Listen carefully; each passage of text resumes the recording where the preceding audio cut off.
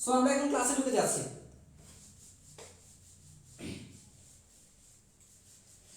So দেখো, প্রথমে ত্বরণ কাকে বলে। আমরা গতি নিয়ে আলোচনা করেছি, বেগ কাকে বলে, দ্রুতি কাকে বলে, সরণ কাকে বলে, দূরত্ব কাকে বলে, এইগুলো। তো যেখানে একটা বস্তুর গতিটা থাকলে, যখন একটা বস্তু গতিশীল থাকে বা কোনো একটা বস্তুর বেগ থাকে বা বেগ বৃদ্ধি পেতে থাকে অথবা বেগ হ্রাস পেয়ে যায়, তখন আরো কিছু একটা গঠনের উদ্যোগ ঘটে। গতি হ্রাস পাচ্ছে, গতি বৃদ্ধি পাচ্ছে, এই ধরনের এই যে ঘটনাগুলির নাম হচ্ছে ত্বরণ বা মন্দন। তাহলে এইখানে দেখো, ত্বরণ কাকে বলে আমরা যদি বলি, যে গতিশীল বস্তুর কোন গতিশীল বস্তু, দেখো গতিশীল বস্তুর একক সময়ে বেগ বৃদ্ধির হারকে একক সময়ে বেগ বৃদ্ধির হারকে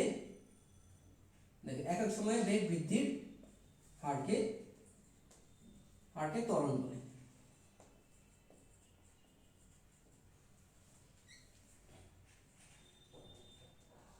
আমরা এখানে পেলাম কি, যে একক সময়ে যে বেগ বৃদ্ধির হার, এটাকে বলছি আমরা ত্বরণ। আচ্ছা, তারপরে বলছি কোন গতিশীল বস্তু, লিখতে পারো এখানে, কোন গতিশীল বস্তুর একক সময়ে বেগ বৃদ্ধির হারকে ত্বরণ বলে।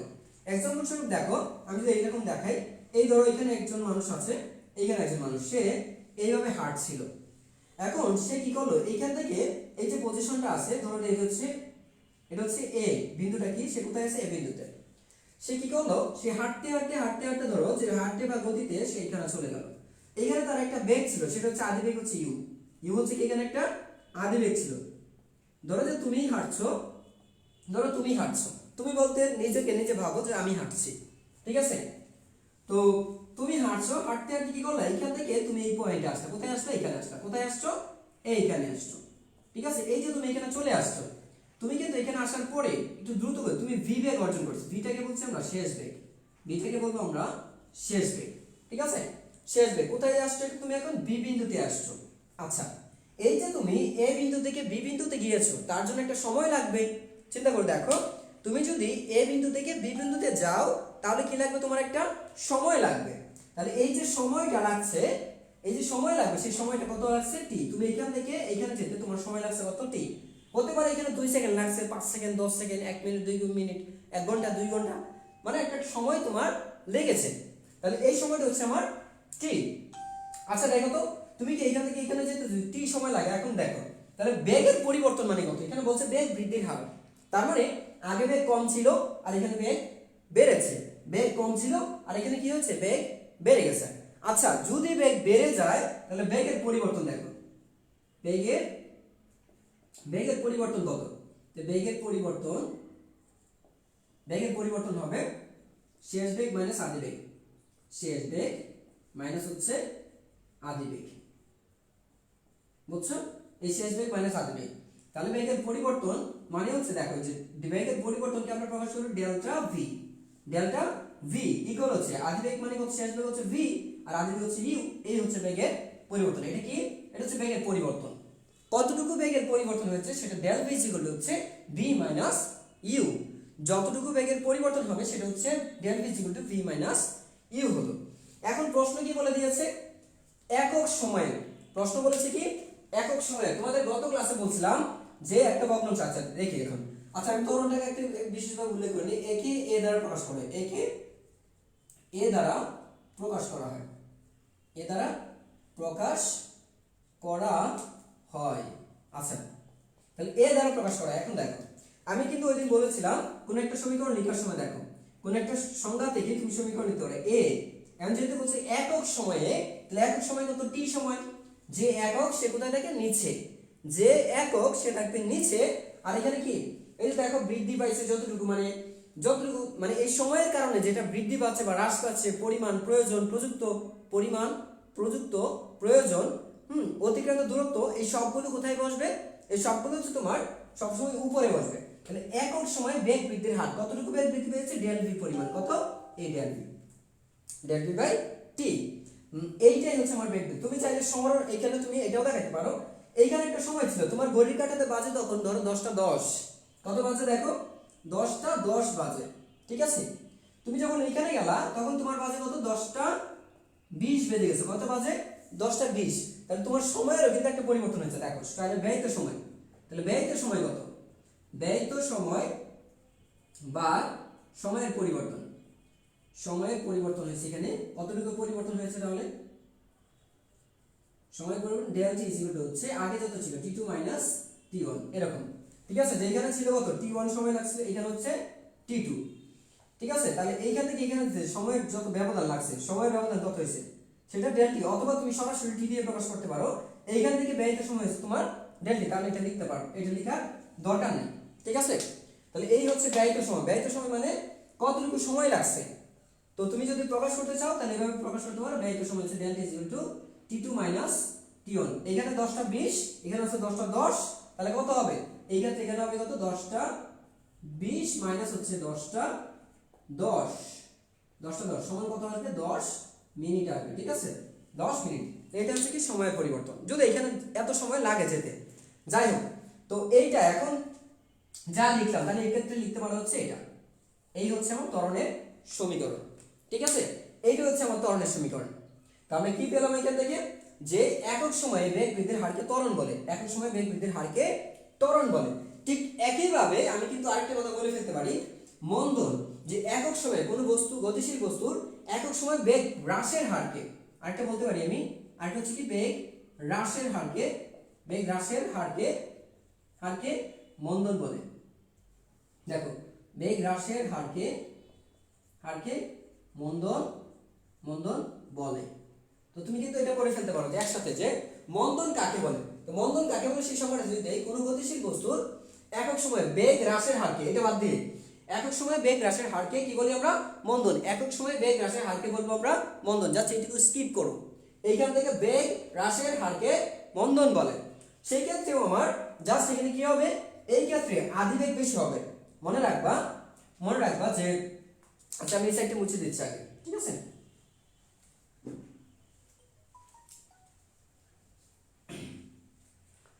তো মন্দনের ক্ষেত্রে যেটা হবে মনে রাখবা, যখন মন্দন ঘটবে, মন্দন ঘটলে মনে রাখবা আদিবেগ মাইনাস শেষ বেগ, আদিবেগ মাইনাস শেষ বেগ, যদি বেগ এটা পাইতেছ, ঠিক আছে। এই ক্ষেত্রে ধনাত্মক মান চাও তুমি, যদি ধনাত্মক আদিবেগ মাইনাস শেষ বেগ, ঠিক আছে। এটা হচ্ছে আদিবেগ মাইনাস শেষ বেগ, আদিবেগ এটা হচ্ছে বেগের পরিবর্তন, সমান হচ্ছে বেগের হ্রাস, এটা হচ্ছে কি বেগের হ্রাস। আর বেগের হ্রাস কতটুকু হয়েছে, আদিবেগ মাইনাস শেষ বেগ। এই ক্ষেত্রে মনে রাখবা, মন্দনের ক্ষেত্রে আদিবেগ হচ্ছে বড়, শেষ বেগ হচ্ছে ছোট। মন্দনের ক্ষেত্রে যদি মন্দন ঘটে তাহলে আদিবেগ হবে বড়, শেষ বেগ হবে ছোট। বাট যদি ত্বরণ ঘটে, যদি দেখো ত্বরণ ঘটে মানে কি, ত্বরণ ঘটলে মনে রাখবা শেষ বেগ ইজ গ্রেটার দেন আদিবেগ। তাহলে দেখো যদি ত্বরণ ঘটে তাহলে শেষ বেগ বড় হবে, আদিবেগ ছোট হবে, ঠিক আছে। আর যদি মন্দন ঘটে তাহলে শেষ বেগ ছোট হবে, আদিবেগ বড় হবে, ঠিক আছে। এই হচ্ছে তোমার এই গঠনটা মনে রাখবা। আর আমরা ত্বরণ বা মন্দনের সমীকরণ দুইটাই এটা মনে রাখবো। তাহলে এটা হচ্ছে আমার দুইটার ক্ষেত্রে সমীকরণ, যেহেতু পরিবর্তন বলতে কি বুঝে, এইটার যে পরিবর্তনটা, এই যে বেগের হ্রাস, সেটাও আমার ডেল টি। বেগের বৃদ্ধি এখানে হচ্ছে কি, এই যে এইটুকু দেখতে পাচ্ছ, এটা হচ্ছে বেগের বৃদ্ধি, এখানে লিখে দিচ্ছি ডেল ভি, মানে হচ্ছে বেগের বৃদ্ধি বা হ্রাস, দুইটাই বোঝায়। বেগের বৃদ্ধি বা হ্রাস দুইটাই কি বুঝাইতে পারে। তো বেগ বৃদ্ধি পাইলে এটাকে বলবো ত্বরণ, আর বেগ হ্রাস পেলে এটাকে বলবো মন্দন। যদি বেগ ধরো যে তুমি কি করতেছো, তুমি একটা কোথায় উঠতেছো, একটা কিছু উঠতে চাচ্ছ, কোথায় উঠতে চাচ্ছ আমি একটু দেখাচ্ছি। এই ধরো একটা পাহাড় বেয়ে তুমি নিচে নামবা, ঠিক আছে। তুমি যখন এই পাহাড়টা বেয়ে নিচে নামতে শুরু করবে, দেখো তুমি যখন উপরের দিকে উঠবা, কি করতেছো, উপরে উঠবে। যখন এইখান থেকে কিন্তু হাঁটছে না, হাঁটার সময় ধরো তুমি 10 মিটার পার সেকেন্ড থেকে হাঁটছো, তুমি যখন উপরে উঠতেছো, তুমি যখন এখানে আসলা, এখানে আসার পরে এখানে দেখো ভি এর মান হয়ে গেছে 0, ভি এর মান 0 মিটার পার সেকেন্ড, তুমি থেমে গেছো একদম, মানে তুমি উপরে উঠছো, তুমি ধীরে ধীরে কি করতেছো, উপরে উঠতেছো। এই যে তুমি উপরে উঠতেছো, তুমি উঠতেছো, যখন তুমি উঠতেছো দেখো এখানে আসার পরে তোমার বেগ 0 হয়ে গেল, কত হয়ে গেছে, তুমি এই মুহূর্তে এখানে আসো, তুমি এই মুহূর্তে কোথায় আসো, এইখানে আসো। যখন এই মুহূর্তে 0, আবার দেখা গেছে 0 থেকে এখান থেকে দেখো এই পয়েন্ট থেকে তুমি আবার কি করতে নামতে শুরু করছো, এই পয়েন্ট থেকে তুমি কি করছো, আবার নামতে শুরু করছো। এই যে নামতেছো নামতেছো দেখা গেছে তুমি এখানে চলে আসছো, তুমি এখানে চলে আসছো। তো দেখো এই হচ্ছে বল্টু, বল্টু এখান থেকে হাঁটতে হাঁটতে হাঁটতে হাঁটতে একদম হাঁটতে হাঁটতে ক্লান্ত হয়ে গেছে, একদম ক্লান্ত হয়ে বসে গেছে মনে করো, একদম বসে গেছে। তারপর কি করলো, বল্টু একটু জিরিয়ে মানে একটু বিশ্রাম নিয়ে সে আবার হাঁটা শুরু করলো। যখন হাঁটতে শুরু করলো তখন দেখা যাচ্ছে নিচের দিকে নামছে, খুব দ্রুত বেগে নিচের দিকে নামছে। নামতে নামতে এখানে হয়ে গেল কত, 10 মিটার পার সেকেন্ড। দেখো তাহলে কত ছিল একটু ভালো করে দেখো, এইখানে এটা হচ্ছে আদিবেগ গঠনটার মধ্যে, এটা হচ্ছে এখানে আদিবেগ, আর এই যে এটা হচ্ছে এখানে শেষ বেগ, এটা হচ্ছে এখানে শেষ বেগ। তাহলে এই ক্ষেত্রে যদি আমি ধরি আদিবেগ বেশি শেষ বেগ কম, তাহলে দেখা যায় আদিবেগ বেশি ছিল শেষ বেগ কম, এই ক্ষেত্রে এটা হচ্ছে মন্দন। তাহলে এখানে কি করবে, এইখানে করছে কি মন্দন করছে, কি করবে এখানে মন্দন করবে। এই হচ্ছে তোমার দেখো এটা হচ্ছে আদিবেগ, এটা হচ্ছে শেষ বেগ, ঠিক আছে। যেহেতু আদিবেগ বড় শেষ বেগ ছোট, দেখো এটা হচ্ছে আদিবেগ ইউ, এটা হচ্ছে শেষ বেগ ভি, তাহলে u is greater than v, so এটা হচ্ছে মন্দন, এটা হচ্ছে কি এখানে মন্দন করছে। তাহলে এখানে কি করছে, বল্টুর মন্দন করছে, এখানে কি করছে বল্টুর মন্দন, ঠিক আছে, এখানে বল্টুর মন্দন করছে। এবার দেখো এবার আমরা এখন গঠনটা উল্টা দিকে দেখি, এইখান থেকে, তাহলে এইটুকু হচ্ছে মন্দন, এখন ওইটুকু দেখি, এইটুকু দেখো এখানে আদিবেগ। এখন এইখান থেকে তুমি নিচে নামতেছো, এইখান থেকে এখানে, তুমি যখন এইখান থেকে এখানে নিচে নামছো, এইখান থেকে এখানে, তারা কোথায় থেকে এইখান থেকে, তখন এইখান থেকে এখানে নামার অর্থে এটা হচ্ছে আদিবেগ। এখন এটা হয়ে যাবে কি আদিবেগ, আদিবেগ কত আছে এখানে দেখো, আদিবেগ আছে হচ্ছে 0, আদিবেগ ইউ সমান হচ্ছে 0 মিটার পার সেকেন্ড। বাট এইখানে তুমি যখন নেমে আসছো তখন তোমার শেষ বেগ হচ্ছে দেখো 10 মিটার পার সেকেন্ড। তাহলে এখন দেখা যাচ্ছে আদিবেগ ছোট শেষ বেগ বড়, আদিবেগ ছোট শেষ বেগ বড়, তাহলে এই ক্ষেত্রে করছে ত্বরণ, এই ক্ষেত্রে কি করবে, তাহলে এই ক্ষেত্রে করবে হচ্ছে ত্বরণ দেখা যাবে। কারণ দেখো এইখান থেকে আমি একটু ক্লিয়ার করে বুঝাই, আর একটু ক্লিয়ার করে তোমাদেরকে বিষয়টাকে, ত্বরণ এবং মন্দন থেকে আর একটু ক্লিয়ার করে দেই। তাহলে আমরা সমীকরণটা দেখলাম ত্বরণের, যে ত্বরণ এবং মন্দনের সমীকরণ দুটো সংজ্ঞা দিয়েছি, হ্যাঁ সংজ্ঞাটাকে। তো এখন আমরা একটু ত্বরণ মন্দনটা এখান থেকে একটু বুঝে নিই। দেখো এই হচ্ছে বল্টু এখানে হাঁটতেছে, বল্টু এখান থেকে একটা ব্রিজের উপর দিয়ে সে কি করলো, বঙ্গবন্ধু সেতু, এই যে এটা হচ্ছে কোন সেতু বুঝছো, ধরো এইটা হচ্ছে তোমার পদ্মা সেতু, পদ্মা সেতুর পার হবে বল্টু, এই হচ্ছে বল্টু এখানে, ঠিক আছে, এই যে ধরো বল্টু আছে, বল্টু হাঁটতেছে কত থেকে হাঁটতেছে, 10 মিটার পার সেকেন্ড থেকে হাঁটতেছে। বল্টু যখন এই যে মানে উপরে উঠতেছে, ব্রিজের উপরে উঠতেছে, দেখো তখন এইখানে হয়ে গেছে তার 5 মিটার পার সেকেন্ড, বুঝছো, সে কিন্তু উপরে উঠতেছে, এই যে দেখো সে উপরে উঠতেছে, হাঁটতেছে, হাঁটতে হাঁটতে হাঁটতে যখন বল্টু একদম এইখানে চলে আসছে, তখন বল্টু একদম মনে করো, ধরো যে বল্টু কি করলো, দেখো এই বল্টু একদম কাইত হয়ে পড়ে গেছে, বুঝছো, এই কাইত হয়ে চিত হয়ে পড়ে গেছে, এই দেখো বল্টু কিন্তু পড়ে গেছে, এখন পারলে বল্টুকে ধরো, এই বল্টু দেখো পড়ে গেছে, এখন এই যে পড়ে গেল বল্টু, তো এখন কত হয়েছে দেখো, তাহলে এখানে কিন্তু তার বেগ শেষ বেগ একদম এখানে এসে থেমে গেল, এটা হচ্ছে তার শেষ বেগ কত আছে, 0 মিটার পার সেকেন্ড, এটা হচ্ছে উঠার সময়। তাহলে দেখো এটা কিন্তু উঠতেছিল উপরে উঠার সময়, তাহলে এইখানে সোজাসুজি এই পর্যন্ত একটা অংশ দেখো, এইখানে বেগ 0, তাহলে দেখো এটা হচ্ছে আগের বেগ, গঠন শুরু হয়েছিল কোথায় থেকে, এখান থেকে, গঠন শুরু হয়েছিল এখান থেকে, শেষ হয়েছে কোথায়, এখানে, ঠিক আছে, ধরো এখানে শেষ হয়েছে, তাহলে আগে ছিল 10 মিটার পার সেকেন্ড, কত ছিল ইউ সমান কত ছিল, 10 মিটার পার সেকেন্ড, আর শেষে কত পাইছে দেখো, ভি সমান কত পাইছে, 0 মিটার পার সেকেন্ড। এই যে বেগ হ্রাস পেয়েছে, এটা থেকে এই ক্ষেত্রে বেগ কি হলো, বেগ হ্রাস পেল, বেগ হ্রাস পেল, বেগ হ্রাস, আর বেগ হ্রাস পেলে এই ঘটনাটার নাম কি, বেগ হ্রাস পেলে এটাকে বলি, এটা কি, তাহলে এটা হবে তোমার মন্দন, এটা হচ্ছে কি, এটাই হচ্ছে মন্দন। তাহলে এই এ থেকে ধরো যে এ থেকে সে বিতে গেল, এ থেকে বিতে গেলে, তাহলে এ থেকে বিতে গেলে কি হচ্ছে, এ টু বি, এ টু বি কি, এ টু বি হচ্ছে মন্দন, এ টু বি হচ্ছে মন্দন, ঠিক আছে, এ থেকে বিতে যেতে কি করছে, মন্দন করছে। আর মন্দন মানে কি, বেগের হ্রাস, প্রতি সময়ের সাথে যদি বেগ হ্রাস পেয়ে যায়, সময়ের সাথে যদি বেগ হ্রাস পায় তাকে বলি আমরা মন্দন। এবার আসি আমরা পরেরটা দেখি, এইখান থেকে দেখো বি থেকে এখন বল্টু একটু বিশ্রাম নিল, বিশ্রাম নিয়ে এসে একটু রিফ্রেশ অনুভব করলো, এখন তার ভিতরে একটু এনার্জি আসছে, বুঝছো, এই এনার্জি নিয়ে এসে কি করলো, সে এখন হাঁটা শুরু করলো, বল্টু এখন হাঁটা শুরু করছে, এই দেখো হাঁটতে হাঁটতে হাঁটতে হাঁটতে কি করলো, বল্টু একদম পদ্মা সেতু পার হইয়া বল্টু এখানে চলে আসছে, কোথায় চলে আসছে, এইখানে যখন বল্টু চলে আসছে দেখা গেল 10 মিটার, এখন 20 মিটার পার সেকেন্ড, বেগ কত আছে এখানে দেখো 20 মিটার পার সেকেন্ড। চিন্তা করে দেখো বি বিন্দু থেকে, এখন ধরো এটা হচ্ছে সি বিন্দু, এখানে সে কোথায় আসলো, এখন সি তে আসলো, তুমি লক্ষ্য করে দেখো এইখান থেকে শুরু, কোথায় থেকে, বল্টু বিশ্রাম নিচ্ছিল, কোথায় নিচ্ছিল, এখানে, তারপর বল্টু কোথায় আসছে, এখানে আসছে, তাহলে বল্টুর শুরু হয়েছে এখান, নতুন করে শুরু হয়েছে কোথায় থেকে, এখান থেকে, শেষ হয়েছে কোথায় এসে, এখানে। এখানে আমরা ধরছি সি বিন্দুতে ধরছি।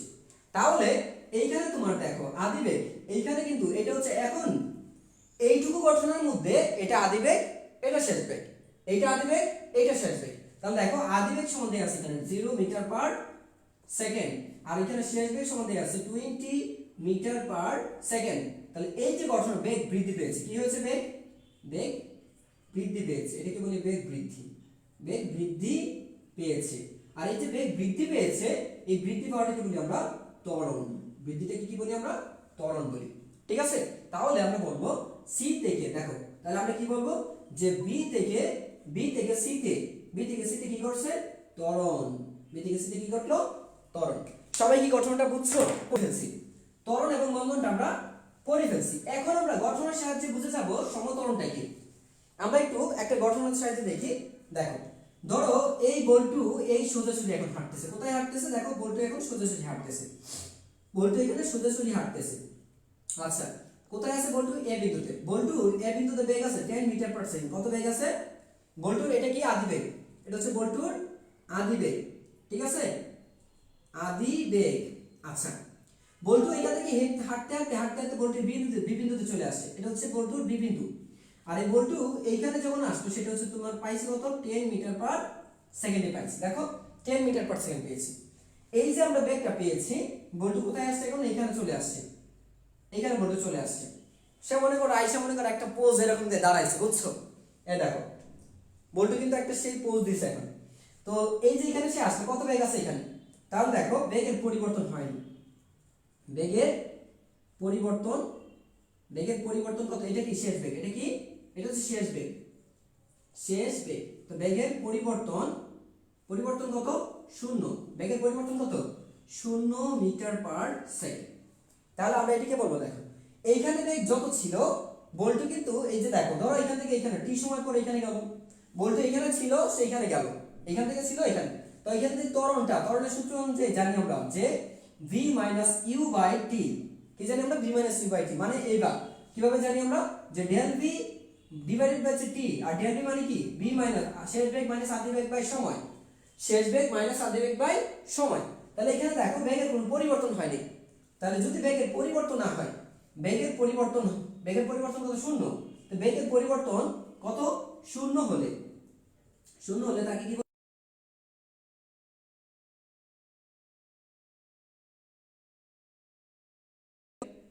সমবেগ এবং কি বলবো আমরা, শূন্য ত্বরণ, সমবেগ শূন্য ত্বরণ, তাকে সমবেগ এবং শূন্য ত্বরণ বলে, বুঝছো, শূন্য ত্বরণ বলে। তাহলে আমরা যদি শূন্য ত্বরণ কাকে বলে বা একটা সমত্বরণ কাকে বলে সেটাও দিতে পারি। এটা তো গেল শূন্য ত্বরণের কাছে। এই গঠনটা যদি বুঝে থাকো তাহলে আরেকটা গঠন দেখবো আমরা, এইখান থেকে আমরা আরেকটা গঠনের মধ্যে যাব। সেটা হচ্ছে ধরো তুমি এখানে আসছো, বিতে আসছো, এখন বি বিন্দুটা শেষ, ওইটা লিখে ফেলো, ওইটা গেল শূন্য ত্বরণের ঘটনা। যে যদি সমবেগে বস্তুর ত্বরণ থাকে না, কেন ত্বরণ থাকে না, কারণ সমবেগে বেগের পরিবর্তন 0, সমবেগে বস্তুর বেগের পরিবর্তন 0, এই জন্য সমবেগে বস্তুর ত্বরণ থাকে না। আচ্ছা তো এটা যদি হয়ে থাকে, এখন দেখো বি বিন্দুতে, এখানে এটা হচ্ছে সি বিন্দু, ধরো বি বিন্দুতে আসলে হয়ে গেল কত, 15 মিটার পার সেকেন্ড। ধরো এখানে আসলো ডি, এটা হচ্ছে সি বিন্দু, এই সি বিন্দু যখন আসলো হয়ে গেছে 20 মিটার পার সেকেন্ড। যখন তুমি ডি বিন্দুতে আসলো তখন হয়ে গেল তোমার ধরো যে 25 মিটার পার সেকেন্ড শেষ বেগ। তাহলে একটু ভালো করে তুমি যদি লক্ষ্য করে দেখো যে এইখান থেকে এখানে লাগছে তোমার 2 মিনিট 2 সেকেন্ড, ধরো এখান থেকে লাগছে 2 সেকেন্ড, এইখানে লাগছে 2 সেকেন্ড, এইখানে লাগছে যাইতে 2 সেকেন্ড। তাহলে এই গঠনটা তুমি যদি দেখো একটু ভালো করে, তাহলে দেখা যাচ্ছে কি, একটু দেখো, তাহলে এই ক্ষেত্রে তুমি দেখতে পাচ্ছ যে a সমান দেখো b - u/t, কোথায়, a থেকে b তে, দেখো এটা কোথায়, a থেকে b তে আমরা যেটা পাবো, a থেকে b তে যেতে, a থেকে b তে আসতে, এই যে b তে আসতে, তাহলে a থেকে b তে আসতে, দেখো শেষ বেগ হচ্ছে এটা, আদি বেগ হচ্ছে এটা, শেষ বেগ আদি বেগ, শেষ বেগ হচ্ছে তোমার 15, আদি বেগ কত 10, সময় কত লাগছে দেখো 2 সেকেন্ড, সময় লাগছে 2 সেকেন্ড, কাটাকাটি করে করতে পারছো তুমি 2.5 metre per second square, 2 second square. এবার আমরা দেখি একটু বি বিন্দু থেকে তুমি সি বিন্দুতে যাচ্ছ, তাহলে দেখো বি এ সমান হচ্ছে b - u/t, কখন, বি থেকে তুমি যাচ্ছ সি তে, বি থেকে তুমি যদি সি তে যেতে চাও তাহলে দেখো বি এর মানে এখানে কোথায় যাচ্ছে বি থেকে সি তে, তাহলে থেমেছে কোথায় সি বিন্দু, শেষ কোথায় সি বিন্দু। এইখান থেকে এখানে যাওয়া মানে হচ্ছে এটা শেষ এটা আদি, এটা শেষ এটা আদি। তাহলে এই ক্ষেত্রে কিন্তু তুমি লিখবে হচ্ছে 20 মাইনাস 15 ডিভাইড বাই 2 সমান কত আসে দেখো 2.5 মিটার পার সেকেন্ড স্কয়ার। এবার আসি আমরা সি থেকে ডি তে, সি থেকে ডি তে দেখো ধরো এটা হচ্ছে a1, এটা হচ্ছে তোমার a2, এটা হচ্ছে a3, again b minus e by t। তো b এখানে দেখো সি থেকে ডি তে শেষ আদি, শেষ আদি, শেষ কত আছে দেখো 25 আর আদি আছে কত দেখো 20, সময় লাগছে কত 2 সেকেন্ড, তো अगेन আসছে কত 2.5 মিটার পার সেকেন্ড স্কয়ার। একটু ভালো করে লক্ষ্য করলে দেখো প্রতি ক্ষেত্রে ত্বরণ কত আসছে 2.5 metre per second square, 2.5 metre per second square, আবার এখানে আসছে কত 2.5 মিটার পার সেকেন্ড স্কয়ার। তাহলে এখানে কিসের পরিবর্তন হয় নাই, কিসের পরিবর্তন হয় নাই, তাহলে এই ক্ষেত্রে দেখা যায় ত্বরণের পরিবর্তন হয়নি। কিসের পরিবর্তন হয়নি, ত্বরণের পরিবর্তন হয়নি। আর ত্বরণের পরিবর্তন না হলে এটাকে বলবো ত্বরণের পরিবর্তন হয়নি, এটাকে আমরা বলি হচ্ছে সমতল। ত্বরণের পরিবর্তন যদি না হয় তাহলে সেটাকে বলি আমরা সমতল। তাহলে ত্বরণের পরিবর্তন না হলে হয়নি এর মানে কি সমতল, ঠিক আছে। এখন বলো যদি তুমি ডি থেকে সি তে এবং সি থেকে বি তে যাও, বি তে এবং সি বি থেকে এ বিন্দুতে যেতে চাও, এ বিন্দুতে আচ্ছা এ বিন্দু বল্টুকে আসতে বললে,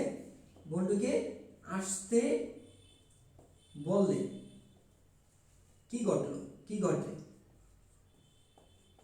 একটু বলো তো আমাকে সবাই। তবে এখানে মানটা কত হবে, তাহলে এখানে সবগুলো মন্দন ঘটবে তাই না। তো মন্দনটা কি করবে তোমরা আমাকে হোমওয়ার্ক করে দেখাবা, ঠিক আছে। কত মন্দন ঘটবে প্রথম বের করবা কি এটা মাইনাস এটা, প্রথম এখানে মন্দন বের করবা, এটা মন্দন বের করবা, তারপর এটা তিনটা মন্দন, এই তিনটা মন্দন আমাকে ক্যালকুলেশন করে দেখাবা কি করবে সমমন্দন সৃষ্টি হবে। মন্দন না শুধুমাত্র, কারণ এখানে দেখবা 2.5 metre per second square minus এইখানে আসবে 2.5 metre per second square minus এইখানে আসবে 2.5 মিটার পার সেকেন্ড স্কয়ার, ঠিক আছে। সব জায়গায় এটা ঘটবে। যদি এটা ঘটে আমাকে হোমওয়ার্ক দিবা, সবাই হোমওয়ার্কটা সাবমিট করবা এটাকে, ঠিক আছে। তো এখানে কি ঘটবে দেখো, যদি মন্দন বলি তাহলে মন্দন, আচ্ছা এখানে একটা শব্দ আছে মন্দন ঘটছে, এই যে মন্দন এটা কিন্তু মন্দন না, মন্দন হচ্ছে 2.5 metre per second square. But ত্বরণ যদি বলি ত্বরণ হচ্ছে এখানে ত্বরণ হচ্ছে -2.5 metre per second square. Right or wrong কোনটা হবে বলো তো। ডি থেকে যদি তুমি এ বিন্দু ডি থেকে এ বিন্দুতে আসতে রাইট কোনটা বলো, রাইট কোনটা। তুমি যদি ডি বিন্দু থেকে এ বিন্দুতে আসো তাহলে মন্দন হচ্ছে এত, ত্বরণ হচ্ছে এটা, রাইট কোনটা বলো। তাহলে দুইটাই কিন্তু সঠিক হয়েছে। হ্যাঁ মনে রাখবা যখন তোমাকে মন্দন বলবে তখন তুমি মান লিখবা ধনাত্মক, মন্দন মান হচ্ছে ধনাত্মক। আর এই যে যখন ত্বরণটাকে তুমি এই মন্দন বোঝাচ্ছে, মন্দন কাকে বলে দেখো, মন্দন কাকে বলে একটু ভালো করে দেখো, ঋণাত্মক ত্বরণকে মন্দন বলে, ঋণাত্মক ত্বরণকে কি বলে মন্দন বলে। এই কথাটা একটু লিখে রাখো, ঠিক আছে, যে ঋণাত্মক ত্বরণটাই কি আসলে মন্দন, ঋণাত্মক ত্বরণটাই হচ্ছে মন্দন। তার মানে তুমি যদি ত্বরণটাকে ঋণাত্মক মান দ্বারা প্রকাশ করো এটা কি নির্দেশ করবে, মন্দন নির্দেশ করবে, এটা নির্দেশ করবে কি মন্দন। মন্দন যখন তোমাকে মন্দন বলবে তখন মাইনাস চিহ্ন দিতে পারবে না, মন্দন বললে মাইনাস চিহ্ন দিবা না, ত্বরণ বললে মাইনাস চিহ্ন দিবা। মন্দনটাকে যদি ত্বরণের মাধ্যমে প্রকাশ করতে চাও তাহলে দিবা হচ্ছে মাইনাস চিহ্ন, আর তুমি যদি মন্দনকে মন্দনে লিখতে চাও তাহলে এটা লিখবে হচ্ছে প্লাস চিহ্ন, ঠিক আছে। যদি মন্দনকে তুমি মন্দন লিখতে চাও তাহলে অবশ্যই হবে কি প্লাস চিহ্ন, যদি মন্দনটাকে ত্বরণ দিয়ে প্রকাশ করতে চাও তাহলে হবে এটা মাইনাস চিহ্ন।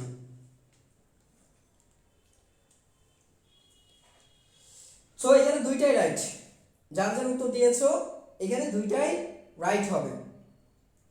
আচ্ছা এবার আসি আমরা, তো আমাদের গেল সমমন্দন গেল, এখন আমরা একটু দেখব হচ্ছে অসমমন্দনটা দেখি। অসমমন্দনটা কি মনে রাখো, অসমমন্দন। তো এখন দেখো, এখন আবার বল্টুর ক্ষেত্রে যাচ্ছি আমরা বল্টুকে ছাড়া চিনি না কিছু। বল্টু এখন তার দিন করে সামনের দিকে হাঁটছে। প্রথমে বল্টু স্থির ছিল, প্রথমে আদিবেগ ছিল বল্টুর 0 মিটার পার সেকেন্ড, ঠিক আছে। বল্টু তাক দিন করতে করতে বল্টু প্রথমে এখানে গেল। যখন বল্টু বি বিন্দুতে পৌঁছালো, কোথায় গেল? এ বিন্দু থেকে বিতে গেল। বি বিন্দুতে যাওয়ার পরে বল্টুর বেগ হয়ে গেল, ধরো যে u1 সমান হয়ে গেল 5 মিটার পার সেকেন্ড। বল্টু কি করলো, কত সেকেন্ড লাগলো? ধরো 2 সেকেন্ডে গেল। কত সেকেন্ডে? 2 সেকেন্ডে বল্টু এ থেকে বি বিন্দুতে গেল। বল্টু তারপরে কি করলো, গুটি গুটি পায়ে সামনের দিকে আরো এগিয়ে গেল। এগিয়ে যেতে সে এক সময় সি বিন্দুতে পৌঁছালো। যখন সে সি বিন্দুতে পৌঁছালো, তখন দেখা গেল তার বেগ, শেষ বেগ, তার দেখা গেল কি, তার শেষ বেগ হয়ে গেছে ধরো যে 25 মিটার পার সেকেন্ড। এতে করে তার সময় লাগছে মাত্র 3 সেকেন্ড। কত লাগছে? 3 সেকেন্ড। এখন তুমি চিন্তা করে দেখো, এখন বল্টুর বেগ আমরা ত্বরণ নির্ণয় করি। তো বল্টুর ত্বরণ এ থেকে বিতে, দেখো এ বিন্দু থেকে বিতে যেতে ত্বরণ, এ থেকে বিতে যেতে ত্বরণটা কত হবে? এ থেকে তুমি বিতে যেতে ত্বরণ হবে a সমান হচ্ছে b - u/t। তাহলে এখানে v মানে কি শেষ বেগ কত আছে? শেষ বেগ মানে কোনটা? এটা হচ্ছে কি এখানে এইটুকুর জন্য শেষ বেগ এটা। মনে রাখবা, তুমি যে দুই বিন্দুতে তুমি যেখানে ত্বরণ বের করতে চাও, তুমি কোথায় থেকে কোন পর্যন্ত বের করতে চাচ্ছ, যেখান থেকে শুরু সেটা আদি, যেখান থেকে তুমি ধরে বের করছো সেটা হচ্ছে শেষ।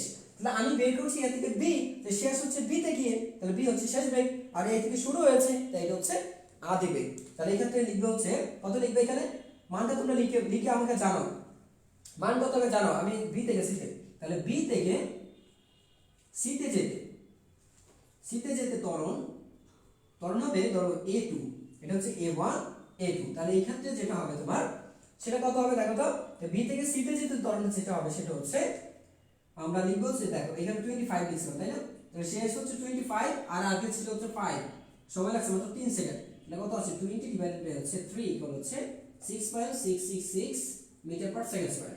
আর এই ক্ষেত্রে তোমরা যদি দেখো, তাহলে এই ক্ষেত্রে ছিল হচ্ছে 5 - 0 ডিভাইডেড বাই 2 সমান দেখা যাচ্ছে 2.5 মিটার পার সেকেন্ড স্কয়ার। একটু ভালো করে লক্ষ্য করলে দেখো, যেখানে ছিল কত 2.5, প্রথমে ছিল কত, বেগ 0 ছিল, সেখান থেকে বেগ বেড়েছে, বেগ বাড়তে বাড়তে ত্বরণ হয়ে গেল কত, ত্বরণ হয়েছে দেখো 2.5। তাহলে প্রথম এইখান থেকে ত্বরণ পেয়েছো তুমি 2.5 মিটার পার সেকেন্ড স্কয়ার। তুমি যখন এইখান থেকে এখানে গেলা, তখন তোমার ত্বরণ হয়েছে 3.66 into metre per second square. ও 6 পয়েন্ট পেয়েছো কত, 6.66 মিটার পার সেকেন্ড স্কয়ার। তাহলে এখানে ত্বরণ কিন্তু সমান নেই, ত্বরণটা কি সমান নেই। এই যে তোমার এখানে ত্বরণটা অসমান আছে, এই অসমান ত্বরণটাকে বলি। দেখো তাহলে তুমি একটু দেখো, তাহলে তুমি এ থেকে বি আর বি থেকে সি তে মানে কি অসম বন্ধন সৃষ্টি হয়েছে। কি তৈরি হয়েছে? অসম ত্বরণ, এটাকে বলি আমরা অসম ত্বরণ। ঠিক আছে, অসম ত্বরণ পেয়েছি। আচ্ছা, এখন গঠনটা উল্টিয়ে দাও। তুমি যদি এখন এখান থেকে এখানে আসো, আচ্ছা তাহলে অসম ত্বরণ কাকে বলে? সময়ের সাথে যদি বেগের পরিবর্তন অসম হারে হয়, অথবা সময়ের সাথে ত্বরণের পরিবর্তন হলে, সময়ের সাথে তুমি যদি সংজ্ঞা লিখতে চাও, তো সময়ের সাথে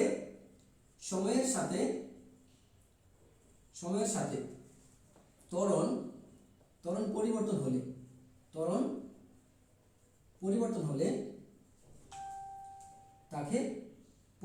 তাকে কি বলে? অসম বন্ধন বলে, তাকে অসম ত্বরণ বলে। তাহলে এটা হচ্ছে কি তোমার অসম ত্বরণ। কেন? কারণ এখানে সময়ের সাথে ত্বরণের পরিবর্তন হয়ে গেছে। সময়ের সাথে ত্বরণের পরিবর্তন না হলে সমত্বরণ, আর পরিবর্তন হলে এটা হচ্ছে অসম ত্বরণ হয়ে যাবে। ঠিক আছে, অসম ত্বরণ। অথবা এটা বলতে পারে একক সময়ে অসম হারে বেগ বৃদ্ধির হারকে বলবো আমরা অসম ত্বরণ। ঠিক আছে, ওইটাও বলতে পারি আমরা। তো চাইলে আমরা দেখি। সো এর উল্টো পথে যদি যাই এখন, তাহলে ঠিকই পাবো। উল্টো পথে গেলে কি পাবো আমরা? উল্টো পথে হচ্ছে তুমি সি থেকে যাবা বি তে, বি থেকে যাবা এ তে। তাহলে দেখা যাচ্ছে কি জানো, তুমি যখন সি থেকে বি তে যাবা, তখন তোমার ত্বরণ আসবে তোমার -6.66 মিটার পার সেকেন্ড স্কয়ার।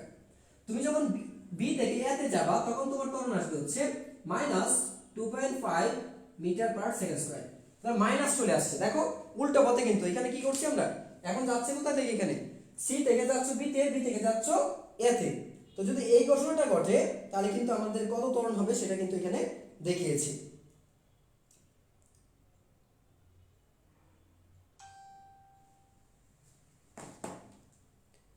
তুমি কি বুঝছো এখানে? তোমরা সবাই কি বুঝতে পারছো? কমেন্ট একটু জানিও সবাই বুঝছো কিনা। তাহলে এটা যদি বুঝে থাকো, তাহলে এখন যেটা আসবে, তাহলে এটা হচ্ছে কি এইখানে দেখা যাচ্ছে ঋণাত্মক মান চলে আসে, কি আসছে দেখো ঋণাত্মক মান। তাহলে আমরা বলবো হচ্ছে সময়ের সাথে, এখানে কি বলছে সময়ের সাথে ত্বরণ পরিবর্তন হলে এটা বলো, অথবা সময়ের সাথে বেগ বৃদ্ধির হার, সময়ের সাথে বেগ হ্রাসের হার, সময়ের সাথে বেগ হ্রাসের হার,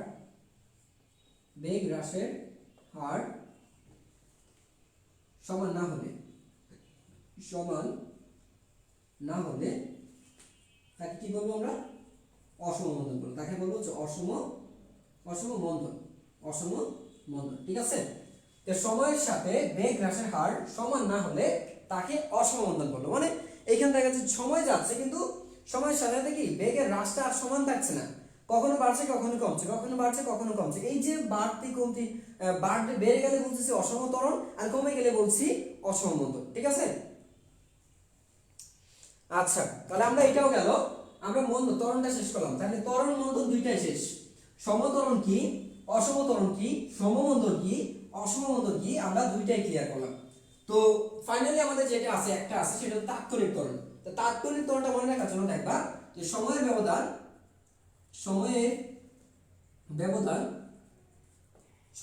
শূন্যের কাছাকাছি হলে, শূন্যের কাছাকাছি হলে ওই সময়ের বেগ, এই সময়ের বেগ বৃদ্ধির হারকে, বেগ বৃদ্ধির হারকে কি বলবো আমরা, ওই সময় বেগ বৃদ্ধির হারকে তাৎক্ষণিক ত্বরণ বলে। তাৎক্ষণিক ত্বরণ বলে। ঠিক আছে, তো যেখানে তোমার টাইমটা যে ডেল টি, সময় ব্যবধানে ডেল টি টেন্ডস টু 0, এর অর্থ হচ্ছে এই যে অর্থটা, এর অর্থ হচ্ছে কি সময়ের ব্যবধান প্রায় শূন্য, সময়ের ব্যবধান প্রায় শূন্য হবে। ঠিক আছে, সময়ের ব্যবধান যদি প্রায় শূন্য হয় বা শূন্যের কাছাকাছি হয় সেটাকে বলবো আমরা, এটাই কি হবে, এইটাই হচ্ছে আমাদের কি বলবো তাৎক্ষণিক ত্বরণ। এটা হচ্ছে তাৎক্ষণিক ত্বরণটা তোমরা এইভাবে লিখতে পারো, a সমান হচ্ছে ডেল ভি ডিভাইডেড হচ্ছে ডেল টি, এটা হচ্ছে তাৎক্ষণিক ত্বরণ। এটাকে লেখা যায় আসলে সমীকরণের ভিন্নতা এখানে।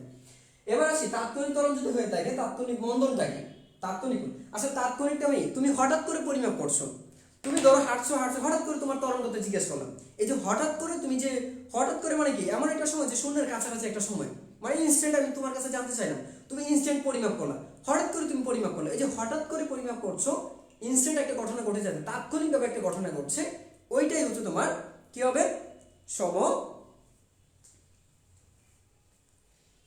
কি হবে, সেটা হবে তোমার তাৎক্ষণিক ত্বরণ। এবার আসি আমরা তাৎক্ষণিক মন্দনটা কি, তাৎক্ষণিক মন্দনটা। তো তাৎক্ষণিক মন্দন কাকে বলে, ঠিক উল্টাটা, এখানে সময় শূন্যের কাছাকাছি ছিল ওই সময় বেগ হ্রাসের হার, কি বলবো আমরা এখানে বেগ হ্রাসের হারকে, কি লিখবো, বেগ হ্রাসের হারকে কি বলবো মন্দন। হঠাৎ করে বেগটা কমে গেছে, কি করছো, যেমন ধরো তুমি বাইক চালাচ্ছ, বাইকের স্পিড ব্রেকার প্রেস করতেই দেখা গেল কি বাইক থেমে গেছে, এই যে থেমে গেছে এইটা কিন্তু তাৎক্ষণিক একটা ঘটনা। তুমি কি করছো, হাতুড়ি দিয়ে কিছু দিয়ে আঘাত করছো, এই যে হাতুড়ি দিয়ে আঘাত করছো এটা কিন্তু খুব হঠাৎ করে ঘটছে, অল্প সময়ের জন্য হয়েছে। এই অল্প সময়ের জন্য হাতুড়ির স্পিডটা যদি আমি পরিমাপ করি, হ্যাঁ ধরো যে তুমি জাস্ট কি করলাম, দেখো আমি এরকম ভাবে করলাম, তো এই যে আমি হালকা একটু মানে খুব অল্প সময়ের মধ্যে একটা ঘটনা ঘটছে, এটার একটা বেগ তৈরি হয়েছিল খুব অল্প সময়, এই অল্প সময়ের মধ্যে যে বেগটা তৈরি হয়ে গেল এটা হচ্ছে একটা তাৎক্ষণিক, এই বেগের জন্য যে ত্বরণের সৃষ্টি হয় সেটা হচ্ছে তাৎক্ষণিক ত্বরণ। হঠাৎ করে একটা গাড়ি থামিয়ে দেয়া, হঠাৎ করে তুমি ব্রেক চাপছো, ঠিক আছে, হঠাৎ করে তুমি যে ব্রেক চাপতে কি হলো, গাড়িটা ভুম করে দ্রুত শুরু হয়ে গেল, মানে ভুম করে হঠাৎ করে বেগ বেড়ে গেছে। এই যে হঠাৎ করে বেগটা বেড়ে গেছে, সময়টা কিন্তু খুবই কম, এই অল্প সময়ের মধ্যে যে ঘটনাগুলি ঘটে, যে ত্বরণটা সৃষ্টি হবে খুবই অল্প সময়ের মধ্যে, ওই অল্প সময়ের মধ্যে ত্বরণটাই হচ্ছে তোমার তাৎক্ষণিক ত্বরণ। কি বললাম আমি, হঠাৎ করে তুমি ব্রেক মানে বাইকটা থামিয়ে দিছো, হঠাৎ করে ব্রেক থামিয়ে দেওয়া হচ্ছে তাৎক্ষণিক মন্দন ঘটবে। হঠাৎ করে তুমি কি করছো, বেগ বাড়িয়ে দিয়েছো, হঠাৎ করে ঘটে গেছে। এই যে হঠাৎ করে বেগটা বাড়িয়ে দিয়েছে, সময়টা খুবই ছোট, এই অল্প সময়ের মধ্যে একটা ত্বরণ সৃষ্টি হয়ে গেল। অল্প সময়ের মধ্যে যে ত্বরণটা সৃষ্টি হচ্ছে সেটা হচ্ছে ত্বরণ, আচ্ছা তাৎক্ষণিক ত্বরণ। আর অল্প সময়ের মধ্যে তুমি বেগটা হ্রাস করে দিয়েছো, বাইক থামিয়ে দিছো, তোমার সামনে একটা ধরো যে একটা একটা গরুর সামনে পড়ে গেছে, তুমি কি করছো, গরুটা দুর্ঘটনা ঘটবে বলে তুমি ব্রেক চেপে একদম থামিয়ে দিছো। এই যে ব্রেক চেপে থামিয়ে দিছো হঠাৎ করে, এটা মন্দন, তাৎক্ষণিক মন্দন। ক্লিয়ার? সবাই কি ক্লিয়ার? সবাই? তো গতি সমীকরণের মধ্যে যেটা দেখবা, মনে রাখার জন্য গতি সংক্রান্ত রাশিগুলো, গতি সংক্রান্ত যে রাশি আছে, গতি সংক্রান্ত রাশি রাশি রাশি সেগুলো তোমার সিউ ভেক্ট। কি আছে? সিউ ভেক্ট, যেটাকে আমরা জানি, এখান থেকে আমরা শুরু করি। এটা হচ্ছে কি সময়, সময় এ হচ্ছে ত্বরণ, এ হচ্ছে ত্বরণ বা মন্দন, এ হচ্ছে ত্বরণ বা মন্দন, এটা হচ্ছে তোমার শেষ বেগ, শেষ বেগ বলি। আর ইউটা হচ্ছে এখানে, ইউ হচ্ছে কি আদি বেগ, ইউ হচ্ছে আদি বেগ। আর এস হচ্ছে সরণ, এস হচ্ছে সরণ বা দূরত্ব, এস হচ্ছে সরণ বা দূরত্ব। ঠিক আছে? তৃতীয় পর্বে বেঁচে আছে, করে নিন। এখন দেখো, আমরা প্রথম যে ত্বরণের সমীকরণ থেকে আমরা জানি, আমরা ত্বরণের সমীকরণ হতে জানি, সমীকরণ হতে পাই এর সমান হচ্ছে b minus you by T, এর সমান হচ্ছে b minus you by T, আমরা এটা জানি। ঠিক আছে? যদি এটা জানি, এখন দেখো তো এই পাশে কি আসে, আর আর গুণ করে দাও, তাহলে এটা কি, এটা যদি এই পাশে আসে তাহলে a টি সমান কি পাচ্ছ, b মাইনাস ইউ, বা b মাইনাস ইউ সমান পাচ্ছি হচ্ছে a টি। সুতরাং b সমান হচ্ছে u প্লাস a টি। তাহলে এই হচ্ছে আমার প্রথম সমীকরণ, এটা হচ্ছে আমার এখানে প্রথম সমীকরণ। ঠিক আছে? তাহলে আমরা যেটা পাচ্ছি, এই ফার্স্ট ইকুয়েশন পেয়ে গেছি আমরা, ফার্স্ট পেয়েছি আমরা সবগুলো, এর সমান একটা পেয়েছি b minus you by T, আর দ্বিতীয় সমীকরণ পেয়েছি b সমান পেয়েছি এখান থেকে u প্লাস a টি। ঠিক আছে? u প্লাস a টি আমরা একটা একটা করে করব। আচ্ছা, যদি এটা হয়ে থাকে,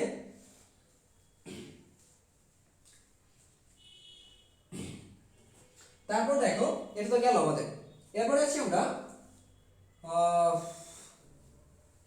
আমরা গড় বেগ কি জানি, আমরা গড় বেগ শিখেছিলাম যে গড় বেগ দুইটা সূত্র জানি। একটা হচ্ছে দেখো, গড় বেগ মানে হচ্ছে গড় বেগ v সমান আমরা জানি হচ্ছে b প্লাস ইউ বাই 2।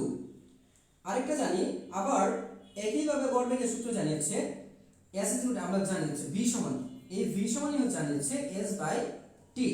ধরো এটা হচ্ছে a, হ্যাঁ এটা ধরো হচ্ছে a সমীকরণ, এটা হচ্ছে সমীকরণ x, আর সমীকরণ হচ্ছে y। এই দুটো সমীকরণ থেকে আমরা কি পাচ্ছি দেখো তো, যেহেতু এটাও গড় বেগ এটাও গড় বেগ, দুইটা যদি গড় বেগ হয় তাহলে আমি লিখতে পারি s by t, s by t সমান লিখতে পারি v প্লাস u বাই 2। সুতরাং আমি এখান থেকে লিখতে পারি s ইকুয়াল হচ্ছে u plus b by 2 into হচ্ছে t। তাহলে আমরা আরেকটা সমীকরণ পেয়ে গেলাম, তাই না? তাহলে আমরা কি পেয়ে গেলাম, তৃতীয় সমীকরণ পেয়েছি, s ইকুয়াল হচ্ছে u plus b by 2 into হচ্ছে t। তোমরা একটু কমেন্টে জানিও, তোমাদের সমস্যা থাকলে আমাকে অবশ্যই কমেন্টে জানাতে ভুলো না। ঠিক আছে? তাহলে আমরা এটা পেয়ে গেলাম। আচ্ছা, এরপর এবার দেখো তো এইটা গেল, এবার আমরা আরেকটা সমীকরণ প্রতিপাদন করব। সো আমরা যেটা পেয়েছি, যে একটা পেয়ে গেছি কি, ওইখান থেকে একটা পেয়েছি, আমরা কিন্তু আরেকটা সমীকরণ জানি, আমরা ত্বরণের যে মানটা জানি সেটা হচ্ছে আমরা জানি a ইকুয়াল টু হচ্ছে b minus you by T. সুতরাং t সমান কত পাচ্ছ বলো তো, তুমি t সমান এখান থেকে পাচ্ছ হচ্ছে দেখো b মাইনাস ইউ বাই কত a। এটা কি করছে, সাইড করে আর আরে দেখো, এটাকে এখানে আনছি, এটাকে এখানে নিছি, এটাকে দেখো ভাগ আছে, এই পাশে নিলাম গুণ হয়ে গেছে, এটা গুণ ছিল এই পাশে নিলাম ভাগ হয়ে গেছে, তাহলে কত পাচ্ছি এটা। আচ্ছা, যদি এটা পাও, এখন দেখো তো এইখান থেকে কি লিখতে পারি, সুতরাং s ইকুয়ালটা আমরা জানি কি দেখো b u, দেখো আমরা জানি হচ্ছে u plus b divided by 2 into হচ্ছে কি জানি t। এই যে সমীকরণটা, এইখান থেকে এখন তুমি তো জানো t সমান কত, দেখো তো b minus u by a। তাহলে তুমি যদি এটা বসায় দাও যে u plus b divided by 2 into হচ্ছে, যেহেতু t এর মান জানি কত b মাইনাস u বাই, তাহলে b minus u by a, এটা জানো। দেখো তাহলে তুমি এখানে লক্ষ্য করে দেখো a plus b into a minus b, a plus b into a minus b, a plus b into হচ্ছে a মাইনাস b। যদি না বুঝো এভাবে লিখতেছি u প্লাস b, বা তুমি এটাকে এভাবে লিখতে পারো, দেখো b প্লাস, দেখো এটা ঘুরাই দিও, b প্লাস u ইনটু হচ্ছে b minus u divide by হচ্ছে দেখো 2a, কত লিখতে পারি 2a লিখতে পারি। তাহলে এটাকে লিখতে পারো তুমি b square minus u square divide by হচ্ছে 2a।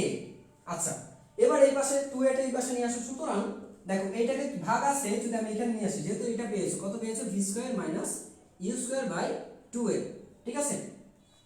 বা আমি লিখতে পারি 2as সমান হচ্ছে v square minus u square, বা 2as প্লাস হচ্ছে ইউ স্কয়ার ইকুয়াল টু লিখতে পারি v square, u square equal লিখতে পারি ভি স্কয়ার। তাহলে দেখো এই যে মাইনাস ছিল এটাকে এই পাশে নিয়ে আসি, যদি এই পাশে নিয়ে আসি তাহলে ভি স্কয়ার সমান কত লিখতে পারবো, ঘুরায় লিখো। তাহলে আমরা এখন এখন কি পক্ষান্তর করছি, তো ডান পক্ষকে করলাম বাম পক্ষে, ডান পক্ষের সব হচ্ছে বাম পক্ষে চলে আসবে আর বাম পক্ষের সব চলে যাবে ডান পক্ষে। তাহলে এইটাকে যদি এই পাশে নিয়ে আসি কত ভি স্কয়ার, আর এটাকে তুমি ওই পাশে নিয়ে গেলে হচ্ছে ইউ স্কয়ার প্লাস হচ্ছে 2as। তাহলে এই যে পেয়ে গেলাম এটা হচ্ছে আমার আরেকটা সমীকরণ। তাহলে ভি স্কয়ার সমান পেয়েছি ইউ স্কয়ার প্লাস 2as। প্রথম হচ্ছে দেখো আমরা ত্বরণ সমান এটা জানি, ঠিক আছে? আমরা ত্বরণ এটা, তাহলে এইটাকে এই পাশে নিয়ে আসো, এটাকে এই পাশে নিয়ে যাও। তাহলে দেখো যেটা বোঝাচ্ছিলাম, এটা হচ্ছে তোমার একটা সমত্বরণের ঘটনা, বুঝছো? তো সমত্বরণের ক্ষেত্রে আমরা ধরছি হচ্ছে b - u/t, এই যে এই t এই পাশে নিয়ে আসছি, t এই যে দেখো কনভার্ট করছি, tটা এখানে আনলাম আর এটাকে এখানে, ঠিক আছে? জাস্ট ওইরকম ভাবে যে ধরো এটি সমান এই যে এটা গুণ হয়ে যাবে, এটি সমান কত b - u, সুতরাং t সমান কত b - u/t, b - u/a হয়ে যাবে, বুঝছো? এখানে এরকম হয়েছে। আচ্ছা এরপরে কি করলাম, তুমি জানো s কত জানি u + v/2 * t, এই যে সমীকরণটা জানি, এই সমীকরণ আমরা t এর মান বসালাম, কত বসালাম b - u/a। দেখো এই সমীকরণে t এর মানটা বসাইতে, দেখো সমীকরণ এটা আর t এর মান কত বসালাম, দেখো এই যে t এর মানটা হচ্ছে এটা। তো t এর মান বসালে কি দেখো b, এটাকে যে u + b আর v + u তো একই কথা, তাই না? এই জন্য এটা কি লিখলাম, সাজায় লিখলাম, দেখো এই যে সাজায় লিখলাম b + u, আর এখানে কি আছে b - u, b - এতে করে কি হলো a প্লাস, দেখো a b b, a plus b a minus b, তাহলে a প্লাস b আর a মাইনাস b মানে কি a square minus b square, a square minus কি জানি b স্কয়ার। আচ্ছা তো যদি এরকম হয় তারপরে কি করলাম, তারপরে আমরা যে কাজটা করছি এটাকে এই পাশে নিয়ে আসি, দেখো এই যে এটাকে এই যে দেখো এই এটা ভাগ আছে, এই পাশে আসলে গুণ হবে, ভাগ থাকলে গুণ, এই দেখো গুণ হয়ে গেছে। এবার কি করব, আমার দরকার তো ভি স্কয়ারটা, তাই না? তো ভি স্কয়ারটা করতে হলে ইউ স্কয়ার তুমি এই পাশে নিয়ে আসো, আছে মাইনাস, এই পাশে আসতে হবে প্লাস, মাইনাসটা যখন আমি এই পাশে নিয়ে আসবো তখন এটা হয়ে যাবে প্লাস, তার মানে 2as প্লাস ইউ স্কয়ার সমান কি আছে কি ভি স্কয়ার। এখন যা সাজিয়ে লিখো, ভি স্কয়ারটা লিখলাম সামনে আর এই দুটো নিয়ে নিলাম পেছনে, এই তাহলে এইটাই হচ্ছে আমার সমীকরণ, ঠিক আছে? আচ্ছা তো এটা যদি বুঝে থাকো, এখন আমরা যাব হচ্ছে আরেকটা সমীকরণের মধ্যে। এবার আমরা যাব হচ্ছে আরেকটা সমীকরণ। আমাদের সমীকরণে কি কি আছে দেখো তো, শেষ না, আমাদের সমীকরণ তো এইগুলোই। তো মোটামুটি আমাদের সমীকরণগুলো প্রায় শেষ। এখন এই সমীকরণগুলোকে আমরা যদি লিখতে চাই, এই সমীকরণগুলোকে আমরা যদি লিখতে চাই, একটু গঠন আছে স্থির। এগুলো কি, এগুলো হচ্ছে যখন যখন আদিবেগ u is not equal 0, যখন আদিবেগ not equal 0। আচ্ছা কিন্তু আদিবেগ শূন্য হলে, আদিবেগ শূন্য হলে দেখো যদি আদিবেগ শূন্য হয়ে যায় তাহলে এই যে সমীকরণটা এই ক্ষেত্রে দেখো তাহলে 1 নং, দেখো এই 1 নং এর যেটা দেখো 1 নংটা এখন কি হবে, তাহলে সেই ক্ষেত্রে a সমান হয়ে যাবে মানে b/t, বুঝছো? এই সমীকরণটা 2 নং হয়ে যাবে, সেই ক্ষেত্রে 2 নং সেই ক্ষেত্রে হয়ে যাবে v সমান হচ্ছে at, v সমান at কত, দেখো আদিবেগ শূন্য হলে যে লেখাই আছে এখানে, দেখো যে কিন্তু যদি আদিবেগ শূন্য হয় অর্থাৎ u সমান যদি হয় 0 metre per second, 0 metre per second হলে আমরা লিখবো এটা। আর সেক্ষেত্রে দেখো তাহলে 3 নাম্বার সমীকরণ হবে কত, 3 নাম্বার সমীকরণে s হয়ে যাবে, দেখো আদিবেগ শূন্য তাহলে হয়ে যাবে তোমার vt ডিভাইডেড বাই হচ্ছে 2 হয়ে যাবে, vt ডিভাইডেড বাই 2। আর 4 নম্বর সমীকরণটা কি হবে, তাহলে দেখো 4 নম্বর সমীকরণে v স্কয়ার সমান হয়ে যাবে 2as। সবাই ক্লিয়ার? সবাই কি ক্লিয়ার? যখন u সমান কত 0, যখন u সমান 0, তাহলে এই যে আমরা পেয়ে গেলাম এখান থেকে, ঠিক আছে? যাই হোক তাহলে আমরা ফাইনালি যে ইকুয়েশনটা পেয়েছি 5 নম্বর সমীকরণটা, এটা হচ্ছে আমার পঞ্চমটা পেয়েছি, s ut প্লাস হচ্ছে half of a t square. এই ক্ষেত্রে আদিবেগ যেহেতু শূন্য হবে তাহলে এই সমীকরণটা কি দাঁড়াবে 5 নম্বরটা, তাহলে 5 নম্বরে চাইবে হচ্ছে s হচ্ছে তোমার হবে half of a t square. সবাই কি বুঝছো? তাহলে শেষ আমাদের, এই হচ্ছে আমার গতির সমীকরণ। এই সবগুলো হচ্ছে কি গতির সমীকরণ, সবগুলো হচ্ছে গতির সমীকরণ, ঠিক আছে? তাহলে আমরা গতির সমীকরণগুলো লিখে ফেললাম, সবগুলো মোটামুটি পেয়ে গেছি। তো সবগুলো পেয়েছি ত্বরণের জন্য। উল্লেখ্য যে উল্লেখ্য যে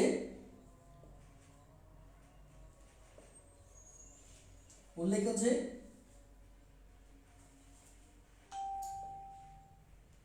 সমীকরণগুলো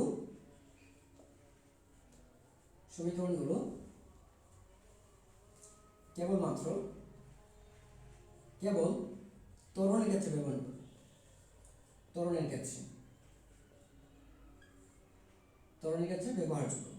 ব্যবহারযোগ্য। তাহলে আমাদের মন্দনের জন্য সমীকরণ তৈরি হবে। তাহলে এটা কিসের জন্য গেল? ত্বরণের ক্ষেত্রে। ঠিক আছে, এই সমীকরণগুলো ব্যবহার করবো ত্বরণে। তাহলে মন্দনের জন্য কি করবো? এবার আসি আমরা মন্দনে। তো মন্দনের জন্য যে কাজটা করবো, দেখো এই সমীকরণগুলোকে আমরা মন্দন হিসেবে যদি নিতে চাই, তাহলে দেখো যদি মন্দন ঘটে, এই ছিল আমার ত্বরণের জন্য, এই ছিল আমার ত্বরণ। এবার মন্দনের জন্য দেখি। মন্দনের জন্য এই সমীকরণটা যেটা হবে, এটা সেম, এখানে রেজাল্টটা সেম আসবে। মন্দনের জন্য সমীকরণ এটাই থাকবে, ভীষণ হচ্ছে ভি, মন্দনের জন্য এটাই থাকবে V minus you by T, সমীকরণ সেম থাকবে। বাট দেখো এইটা যেটা আসবে, ইউ এখানে ভিটা চলে আসবে, দেখো ভিটা ইউ মাইনাস এটি চলে আসবে। আর এই সমীকরণটা কোনো পরিবর্তন হবে না, এটা মন্দনের জন্য যা সেম। তাহলে অ্যাস ইকুয়াল টু হচ্ছে v plus u by 2 into হচ্ছে টি। হ্যাঁ, তারপর তুমি এখান থেকে যে 4 নাম্বার যেটা পাচ্ছ, 4 নাম্বারটা হবে তোমার ভি স্কয়ার সমান হচ্ছে ইউ স্কয়ার মাইনাস 2as। আর 5 নাম্বার যেটা হবে সেটা হচ্ছে অ্যাস ইকুয়াল টু হচ্ছে U square minus 2a half of a t square, half of A T square. এটা হচ্ছে তোমার মন্দনের জন্য। কিসের জন্য? মন্দনের জন্য। লিখে রাখো। তো দেখো সমীকরণ সবগুলো সেম থাকছে। ত্বরণের জন্য এইটা, ত্বরণের জন্য এইটা, এটা। তাহলে মন্দনের জন্য পরিবর্তন হচ্ছে শুধু 1 2 3টা, এই তিনটা সমীকরণ এখানে মন্দনের জন্য পরিবর্তন হচ্ছে। ঠিক আছে, যা লিখেছি, এই যে আমরা এখানে লাস্টে কি করলাম, এগুলো সবগুলো ছিল ত্বরণ। এই যে যা ছিল হচ্ছে সবই ত্বরণের জন্য, এই সব ছিল কি? ত্বরণের জন্য। কিন্তু যদি মন্দন ঘটে, তাহলে এখানে এটা সেম থাকবে, শুধু মাইনাস ঋণাত্মক একটা মান আসবে। আমরা চাইলে এটাকে এভাবে লিখতে পারতাম b minus u, b u minus b লিখতে পারি এটা। আর এই বিষয় দেখো, মন্দন মানে কি? ঋণাত্মক ত্বরণ। মন্দন মানে কি? ঋণাত্মক ত্বরণ। যেহেতু মন্দন বলতে ঋণাত্মক ত্বরণকে বোঝায়, এই জন্য কি হবে, এই প্লাসটা থাকবে না, এখন কি হয়ে যাবে? মাইনাস হয়ে যাবে। এই জন্য দিয়েছি দেখো ঋণাত্মক ত্বরণ। এই দেখো যেখানে ত্বরণ ছিল সেখানে কি হয়ে গেছে? ঋণাত্মক ত্বরণটা বসছে। মন্দন মানে ঋণাত্মক ত্বরণ, মন্দন মানেই হচ্ছে ঋণাত্মক ত্বরণ। এই জন্য যেখানে তুমি দেখতে পাচ্ছ না ত্বরণ আছে, সেখানে কি করছি? মন্দন শব্দটা ব্যবহার করছি, বিদায় ওই ত্বরণটাকে মাইনাস আকারে লিখছি। ত্বরণটাকে মাইনাস আকারে, দেখো ভাই যে নেগেটিভ ত্বরণ, এ হচ্ছে নেগেটিভ ত্বরণ, এ হচ্ছে নেগেটিভ ত্বরণ। আর ঋণাত্মক ত্বরণ দ্বারা বোঝায় এইখানে বস্তুটির বা গাড়িটির বা ব্যক্তিটির মন্দন ঘটেছে। কি করছে? মন্দন। ঠিক আছে, তো মন্দনের ক্ষেত্রে সমীকরণগুলো এখন দেখো, এখন এই মন্দনের ক্ষেত্রে সমীকরণগুলি কেমন হবে? তাহলে মন্দনের ক্ষেত্রে সমীকরণগুলো যদি আমি লিখি, এই যে সমীকরণগুলো মন্দন হলে, এই মন্দনের ক্ষেত্রে আচ্ছা, তাহলে আবার এই সমীকরণগুলো লিখতে হবে মন্দনের ক্ষেত্রে। কিন্তু এখানে এই যে দুই মন্দন ঘটে, তাহলে এটা হবে মাইনাস, এটা হবে মাইনাস, এটা হবে মাইনাস। ঠিক আছে, দেখো এই ভি সমান হয়ে গেছে মাইনাস এটি, আরেকটা কি হয়েছে, এই যে ভি স্কয়ার, দেখো ভি স্কয়ার সমান হয়ে গেছে মাইনাস 2as, আর যে s ইজ ইকুয়াল টু লিখছো as minus half of a T square. এই হচ্ছে মন্দনের জন্য সমীকরণগুলো। ঠিক আছে, আদিবেগ কখন? যখন আদিবেগ শূন্য, আদিবেগ শূন্যের কারণে যদি হয়, আদিবেগ যদি একদম শূন্য হয়ে যায়, সেক্ষেত্রে আমরা এইখান থেকে এটা লিখতে ইউ আসছিল। আচ্ছা, সো গতির ক্ষেত্রে আমার সমীকরণ শেষ। এবার আমরা একটু যেটা পড়বো সেটা হচ্ছে তোমার নিক্ষিপ্ত বস্তু আর পরন্ত বস্তুর ক্ষেত্রে দেখবো। নিক্ষিপ্ত বস্তু আর একটা হচ্ছে পরন্ত বস্তু। দেখো, তো নিক্ষিপ্ত বস্তু ক্ষেত্রে মনে রাখবা, নিক্ষিপ্ত বস্তু ক্ষেত্রে দেখো, যদি পরন্ত এবং নিক্ষিপ্ত, আরেকটি কি আছে আমার এখানে? পরন্ত বস্তু। কি আছে? পরন্ত বস্তু। নিক্ষিপ্ত বস্তু আর একটা হচ্ছে পরন্ত বস্তু। দুইটা ইম্পর্টেন্ট। দেখো,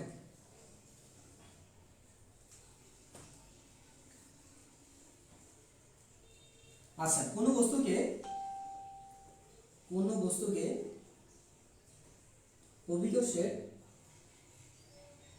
অভিকর্ষের বিপরীতে গতিশীল করলে বা ধাক্কা দিয়ে ছেড়ে দিলে, বা ধাক্কা দিয়ে ছেড়ে দিলে, ধাক্কা দিয়ে ছেড়ে দিলে, দেখো করলে, করলে বা এখানে করলে, এইখানে একটু অ্যাড করে দেবা, এটা হচ্ছে বা, করলে বা ধাক্কা দিয়ে ছেড়ে দিলে তাকে নিক্ষিপ্ত বস্তু বলে, তাকে নিক্ষিপ্ত বস্তু বলে। কি করছি, কোনো বস্তুকে অভিকর্ষের বিপরীতে গতিশীল করলে বা ধাক্কা দিয়ে ছেড়ে দিলে তাকে নিক্ষিপ্ত বস্তু বলে। ঠিক আছে, যেমন একটা তুমি আপেলকে উপর দিকে ছুঁড়ে মারছো, একটা আপেল উপরে তুলছো, তোমার বলটা তুমি শর্ট করেছো, একটা ফুটবলকে উপর দিকে ছুঁড়ে মারা, একটা ক্রিকেট বলকে আঘাত করা, উপর দিকে ওঠা। এই যে ক্রিকেট বলকে আঘাত করছো উপরে উঠছে, একটা ফুটবলকে আঘাত করছো উপরে উঠছে, বা তোমার হাতে একটা ডিল ছিল সেটাকে কি করলো, তুমি একটা আমের দিকে ছুঁড়ে মারলা, একটা আমের দিকে ছুঁড়ে মারলা। এই যে আমের দিকে ছুঁড়ে মারলা, এটা হচ্ছে একটা নিক্ষিপ্ত বস্তু। কোনটা, ডিলটা। ঠিক আছে, ডিলটা নিক্ষিপ্ত বস্তু। বাট আমটা যে পড়তে শুরু করলো, আমটা যদি ওইখান থেকে পড়তে শুরু করে, সেটাকে বলবো আমরা পড়ন্ত বস্তু, সেটাকে বলবো আমরা পড়ন্ত বস্তু। তাহলে পড়ন্ত বস্তু কোনটা, সেটা হচ্ছে যে কোনো বস্তু, কোনো বস্তুকে, কোনো বস্তু অভিকর্ষের টানে, কোনো বস্তু অভিকর্ষের, অভিকর্ষের টানে, অভিকর্ষের টানে নিচের দিকে,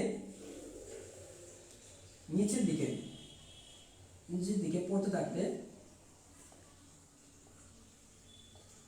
পড়তে থাকলে তাকে পড়ন্ত বস্তু বলে। তাকে কি বলি আমরা, পড়ন্ত বস্তু, পড়ন্ত বস্তু বলে। তাহলে আমরা এটা গেল, একটা গেল নিক্ষিপ্ত বস্তু, একটা গেল কি পড়ন্ত বস্তু। পড়ন্ত বস্তুটা কি হচ্ছে, উপর থেকে অভিকর্ষের টানে পড়তে থাকবে, নিচের দিকে পড়তে থাকবে, আর নিক্ষিপ্ত বস্তুটা সবসময় উপর দিকে উঠতে থাকবে।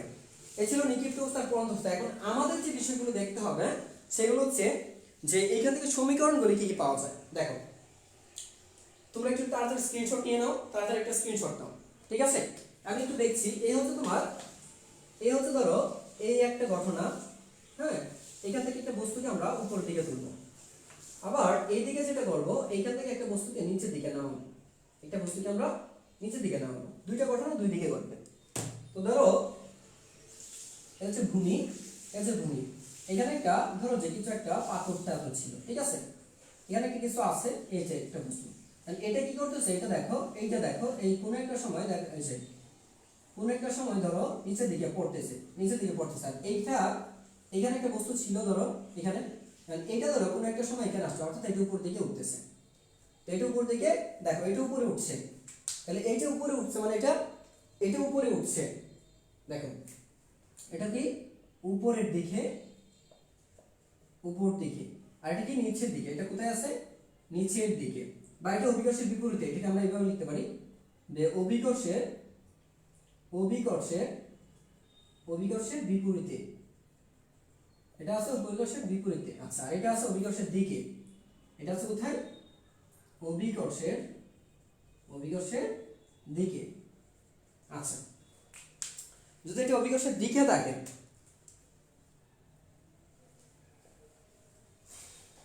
দেখো তো আমরা এখান থেকে দেখো, এই ক্ষেত্রে মনে রাখবা, এই ক্ষেত্রে ত্বরণ, অভিকর্ষ ত্বরণ, এখানে একটা অভিকর্ষ ত্বরণ থাকবে, এখানে একটা অভিকর্ষ ত্বরণ থাকবে। এখানে অভিকর্ষ ত্বরণ হচ্ছে তোমার জি সমান হচ্ছে -9.8, -9.8 মিটার পার সেকেন্ড। ঠিক আছে, এটা হচ্ছে পরন্ত নিক্ষিপ্ত বস্তুর কাছে। আর এইটার ক্ষেত্রে অভিকর্ষ ত্বরণ মনে রাখবা, এই ক্ষেত্রে অভিকর্ষ ত্বরণ, ত্বরণ হচ্ছে জি সমান হচ্ছে 9.8 মিটার পার সেকেন্ড স্কয়ার। তার নিক্ষিপ্ত বস্তুর ক্ষেত্রে দেখো, তো নিক্ষিপ্ত বস্তুর ক্ষেত্রে অভিকর্ষ ত্বরণ হচ্ছে ধনাত্মক, আর পরন্ত বস্তুর ক্ষেত্রে অভিকর্ষ ত্বরণ হচ্ছে ঋণাত্মক, মনে রাখবা। আর হচ্ছে পরন্ত বস্তু, দেখো এই নিক্ষিপ্ত, আমি কিন্তু এটা নিক্ষিপ্ত বস্তু, পরন্ত বস্তু, আদিবেগ মনে রাখবা, আদিবেগ, আদিবেগ u is not equal 0, অর্থাৎ আদিবেগ, আদিবেগ শূন্য হতে, শূন্য হতে পারে না, আদিবেগ শূন্য হতে পারে না। এই ক্ষেত্রে আদিবেগটা কখনো শূন্য হবে না।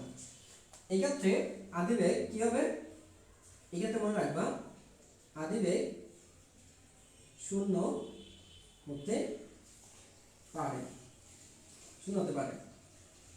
ঠিক আছে, অর্থাৎ পারে, অর্থাৎ ইউ সমান 0 metre per second, 0 metre per second, এর আদিবেগ হচ্ছে 0 মিটার পার সেকেন্ড। ঠিক আছে, তাহলে এই হচ্ছে 1 2, দুইটা এই ক্ষেত্রেও গেল 1, এই হচ্ছে আমার 2। আচ্ছা, এই ক্ষেত্রে তোমার উচ্চতায়, তাহলে এই ক্ষেত্রে উভয়ের ক্ষেত্রে উচ্চতা দেখো, উভয়ের ক্ষেত্রে এখানে উচ্চতা গুলো থাকবে। তাহলে ভূমি হতে যে উচ্চতা হবে, ভূমি হতে উচ্চতা তুমি ধরতে পারো, এটা উচ্চতা h, এটার উচ্চতা, এটার ক্ষেত্রে উচ্চতা ধরতে পারো। এটা আসলে পার্থক্য না, জাস্ট দেখছি উচ্চতার সমান হচ্ছে হচ্ছে তোমার h ধরতে পারো, সেম। বুঝছো, এগুলো ধরছি আমরা। এই সমীকরণগুলো, আমার লক্ষ্য হচ্ছে সমীকরণগুলো তৈরি করা। এই সমীকরণগুলো হচ্ছে দেখো, এই ক্ষেত্রে সমীকরণ দাঁড়াবে হচ্ছে তোমার তোমার শেষ বেগ দাঁড়াবে v সমান, শেষ বেগ হচ্ছে তোমার v সমান হচ্ছে u মাইনাস gt। আর এই ক্ষেত্রে শেষ বেগ দাঁড়াবে এই যে v সমান হচ্ছে u প্লাস gt, ঠিক আছে। আর এই ক্ষেত্রে তোমার দাঁড়াবে হচ্ছে, তোমার দেখা যাচ্ছে v স্কয়ার সমান দাঁড়াবে হচ্ছে u স্কয়ার মাইনাস 2gh। আর এই ক্ষেত্রে দাঁড়াবে v স্কয়ার সমান হচ্ছে u স্কয়ার প্লাস 2gh। আর এই ক্ষেত্রে তোমার পঞ্চম যেটা দাঁড়াচ্ছে সেটা হচ্ছে h ইজ ইকুয়াল টু হচ্ছে তোমার u, h is equal to হচ্ছে ut minus half of g t square. আর এই ক্ষেত্রে তোমার দাঁড়াচ্ছে হচ্ছে h ইজ ইকুয়াল টু দাঁড়াচ্ছে ut plus half of a t square gt square, ut plus half of gt square. তোমরা কি বুঝছো? তাহলে এই হচ্ছে আমার নিক্ষিপ্ত বস্তুর সূত্র, আর এই সবগুলো হচ্ছে কি পড়ন্ত বস্তুর সূত্র। এ হচ্ছে পড়ন্ত বস্তুর সূত্র। সবাই কি বুঝছো কিনা দেখো তো।